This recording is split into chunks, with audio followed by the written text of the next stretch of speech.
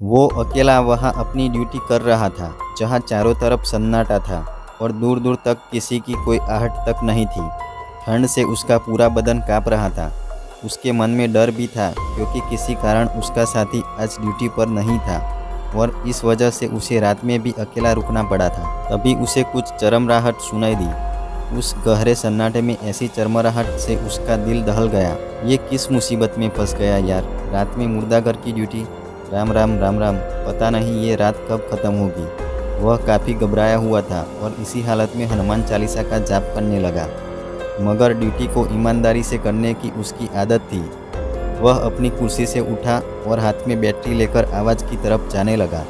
वो आवाज़ मुर्दाघर के अंदर से आ रही थी। वह काफ़ी डरा हुआ था, मगर फिर भी हिम्मत जुटाकर उसने मुर्दाघर के अंदर प्रवेश कर लिया। वहाँ के लाइट जलाकर देखा तो वहाँ सब अपनी अपनी जगह पर ही था। वहाँ लगभग सभी स्ट्रेचर्स पर लाशें रखी हुई थी, बस एक स्ट्रेचर खाली था। फिर वह वहाँ से तुरंत भागता हुआ अपनी जगह पर आकर बैठा और फिर से हनुमान चालीसा याद करने लगा।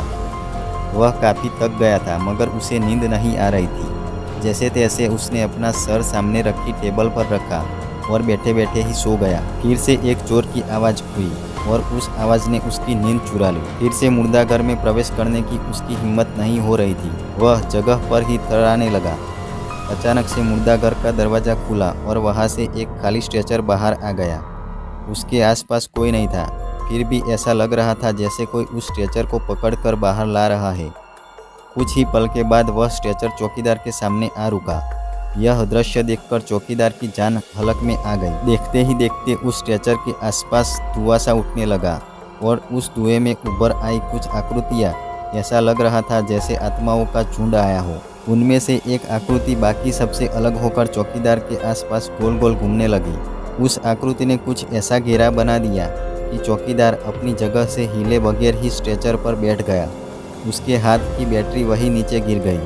दूसरे दिन जब दूसरा चौकीदार ड्यूटी पर आया तो मुर्दाघर का खुला दरवाज़ा देख पिछली रात के चौकीदार की लापरवाही को दोष देने लगा। कहीं कोई लाश गायब न हुई हो, इस अंदेशे से उसने मुर्दाघर में नज़र फेर ली। वहाँ सारी लाशें अपनी अपनी जगह पर थी और एक भी स्ट्रेचर खाली नहीं था। और अभी तक किसी को पहला चौकीदार कहाँ है इस बारे में पता नहीं था। कोई भी ये नहीं जान पाया कि उसकी लाश मुर्दाघर में ही किसी स्ट्रेचर पर पड़ी हुई थी, जिसे बाकी सारी लाशों की तरह सफ़ेद कफन से ढका हुआ था। तो दोस्तों, आपको यह हॉरर स्टोरी कैसी लगी नीचे कमेंट करके ज़रूर बताएं और इसे अपने उन दोस्तों के साथ भी शेयर करें जिन्हें हॉरर स्टोरीज वीडियो पसंद है। अगर आप इसी तरह और भी हॉरर स्टोरीज वीडियोस देखना चाहते हैं तो इस चैनल को सब्सक्राइब करें। Thank you.